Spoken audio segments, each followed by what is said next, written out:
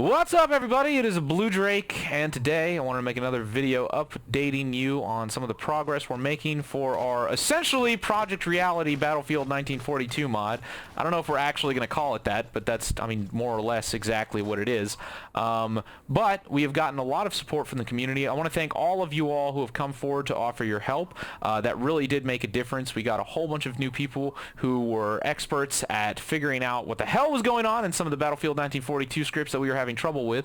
We even got help from the original creator of the World War II Reality mod, which we were using as a base for our community mod. It's the mod that adds in iron sights. It is the mod that adds in a whole bunch of different realism features that we really think is pushing the game towards what we want. The creator of that, Pilot 51, was really happy that we were using his mod, and he came forward to help us develop some new features that I'm going to show you today. One of which is a feature that was created by our product manager Birdie with assistance from Hell Caesar and also Para, three of our community members who have been working really hard to make this happen. We now officially have multi-crew positions in the tanks. So for instance, this Sherman here, as you can see, I have my head up. I only have a certain degree of motion. I can't look in all directions, and I can drive the tank, but I cannot fire. I have a completely separate degree of head movement, but if I'm in the gunner position, I can still fire and move the turret.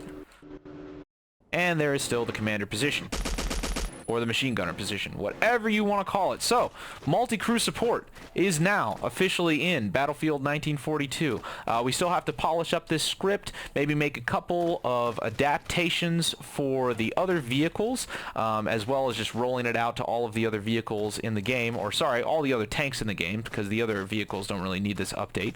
We're also really happy because this adds the ability for us to do all sorts of other things, like for instance this machine gun that is on the tank. Even in vanilla, that machine gun does absolutely nothing, so we might actually even be able to create a fourth position that controls that machine gun and fires bullets, which would be, you know, really nice. Little features like that that we can finally add back into the game. Really excited about. This is going to work really well with Mumble. Mumble is the 3D positional VoIP program, and finally you're going to be able to have a crew of 4 in a tank, and they're all going to be able to coordinate and talk with each other while they blow up their enemies, which is pretty awesome. We're actually really excited about what this is going to mean for Battlefield. Some other things that we are working on currently, we are working on slowing down the player movement speed. That's not in this build yet, but that's what we're looking at. And also, moving forward, this is the next big thing that we're going to need help with. We made a call for help in implementing the multi-crew vehicle support for tanks, and you all delivered. Here's the next thing that we really need help with. We need help to further polish our Mumble integration. As you all know, Mumble works very well in 1942. We've tested it, we've worked on it, works fabulously. The next thing we're going to be doing is working to create a launcher which automatically launches and closes down Mumble in the background with 1942, effectively integrating it into the game. That is something that our product manager SRD Donkey should be taking care of. That's something he should be completely capable of. However, the one thing that we really need help with, we do not currently have the understanding of how to create a Mumble plugin which mutes players who are not directly connected to the game. Meaning, it is technically possible if somebody is either not connected to the game, or they just join the Mumble server just to get in there and just talk. They currently have the ability to get in the Mumble channel and broadcast to every single person on the Mumble server, meaning that you'll have a bunch of people using 3D positional voice, and then you'll have one guy not connected to the game come in and broadcast to everybody, which would be a real pain in the butt. This is solved in the Project Reality game. Project Reality's Mumble integration is pretty much exactly what we want. It's able to switch players based off the team they're on. It's able to mute players if they're not connected to the game itself. These are all things that we're going to have to figure out how to implement into Battlefield 1942 that we do not currently know how to do. So, if you have any experience, particularly C++, I believe that's going to be the required thing, but if you also just have any experience with Mumble or integrating Mumble or just getting Mumble to work in that environment, please contact me on Discord. That is the next step that we need to do. But Now that we've gotten through all of the pleasantries, let's talk about Multicrew support, how it's been created, and if you want to help, we're also going to be uploading documentation on how we achieve this on our forums, which you can either look at in order to figure out how to include it in your own mod, or preferably help us create more multi-crewed vehicles for our mod and potentially help us polish up some of the multi-crew mechanics that we currently have. We'll make sure all of that documentation is on our forum, so if you haven't already created an account on bluedrake42.com, you don't have to, but if you want to be a part of that discussion, that's where that discussion is happening, because our forums is like our home base, because it's the one place that people can't fuck with us. Anyways, let's talk with some of the people that made this happen. So this is Birdie323. He's one of our product managers / community developers, and he's been the one working primarily on the vehicle multi-crew feature alongside Hell Caesar and Para, who are two other of our product managers who have both been putting in a lot of time to make this possible, but he's going to be the one talking to us today about it. It's essentially the way the vehicle is constructed. If you look at the tank here, it's a tank and you see the tank model, but what you don't see is the fact that these tracks, the turret, the Browning machine gun, all these little movable parts are actually completely independently stitched together, and we had to essentially recreate the entire physical composition of the vehicle in order to include a new driver position. Do you want to elaborate on that? Okay, so I made a driver, and then from that driver I constructed everything that the driver needs. So the whole of the tank, the wheels, the tracks, everything that the driver needs to move the thing. And the reason we weren't able to do this before is because all of these positions are, all of these physical objects are, yeah, they're bound to the driver position. So unfortunately, you can't just add in a new position. They're bound. It's like they were initially bounded to the gunner driver position. So what I did was I separated them and made the gunner its own thing, the driver its own thing. So the driver's got everything pertaining to the movement of the vehicle and just the physical vehicle itself, which is the hull and everything around the hull.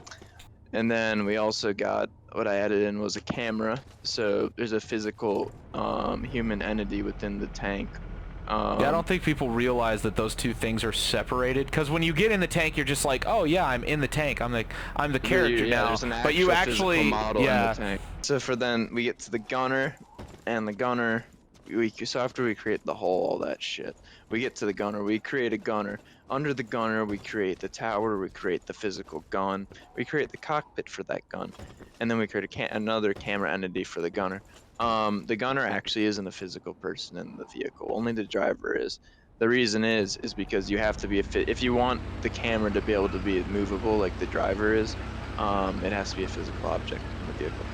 So that's more or less it for now. That was just a quick update, and just to give you an idea of the things that we are working on. As always, if you are interested in helping us, or if you're interested in maybe learning how to program with Battlefield 1942, or preferably you know a little bit about how to program with Battlefield 1942, and you can come help us, make sure you register on the website, and that you also come in our Discord. The development text channel for our Discord is publicly viewable. You're not allowed to post in there, but you can go and see our entire workflow. That's where we do a lot of our talking and where we post a lot of our work, and where we also coordinate a lot of our work, so you can go check that out as well. We're very transparent, we're very open with all of that, and of course on the forums, hopefully we're going to get that tutorial hammered out either tonight or maybe splurged out kind of tonight and then refined a little bit tomorrow,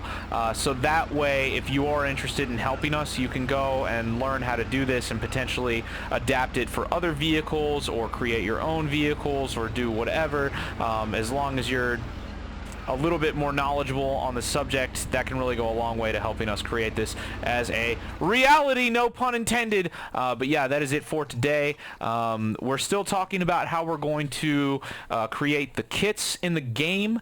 I know there's been a whole bunch of talk about the pilot kits not having a pistol or having a pistol. I'm not gonna lie, that very specific idea is very hingent on whether we're able to include kit limitations for vehicles. We're not entirely sure if we can. We have a couple leads on how to figure out how to do that. Specifically, there seems to be a way to attach a kill zone to a vehicle, where if you were inside the vehicle and you're not a specific kit, it kills you. We think that might be possible. We have to look into it a little bit more. If that is possible, and it is where you have to have a pilot kit in order to fly an aircraft, we're probably going to make sure that those pilot kits are very much nerfed to the point where you do not have a pistol or anything. I know some people are going to get pissed about that, but I'm just going to be straight up. I don't want people paradropping into enemy territory with a pistol going around trying to get kills. It's not how you're supposed to do it. Really just is not part of the gameplay that we're trying to encourage, even if in reality aircraft personnel or pilots have pistols. Let's be honest, in reality, aircraft pilots also have to fly for hours and hours and hours, and if they jump out of their aircraft just to get a couple kills with a pistol, their entire career will be ended. So, like, even though we're probably going to call this mod like reality or whatever, there's always going to be sacrifices for gameplay. But that is something that we are looking at right now. We did figure out that we may not have to make the pilot kit a selectable spawnable kit. We may be able to just make the kits either spawn on the aircraft themselves or next to the aircraft, or in places such as on aircraft carriers. We think it's actually possible to attach spawnable kits on an aircraft carrier itself, so you can go to perhaps an armory on the aircraft carrier and get your kits in that section, which can be anything from a pilot kit to like limited sniper kits, etc., stuff like that. Those are things we're experimenting with. But yeah, so very exciting. We're really excited with all the potential that can be done with this mod. As always, we are still going to be playing Project Reality. This is in no way meant to replace Project Reality. Honestly, there are some things that Project Reality and Battlefield 2 does better than 1942, and there's some things that 1942, sadly, I mean, it's just the way it is, does better than Battlefield 2. There are still a couple things that 1942 just does better. I mean, on top of the fact that it just runs better. But for instance, one of the things that we're going to be looking at is, if you all know the aircraft carrier in Battlefield 2, that is something that we're potentially looking at bringing into Battlefield 1942, so you actually have a modern aircraft carrier that you can land planes on and that can be driven around by players and can actually be like an objective to destroy, and that you can use to essentially make your entire operation mobile. Very cool stuff you cannot do in Project Reality. I hope this tank has fun blowing up. Have fun, tank, you dick. But that's it for now. Hope you enjoyed this. I'll see you guys next time. I love you, and enjoy life or whatever. Learn how to program and come help us with our mod. Make sure you join our Discord, and I'll see you next time, or maybe not. Okay. Love you. Bye!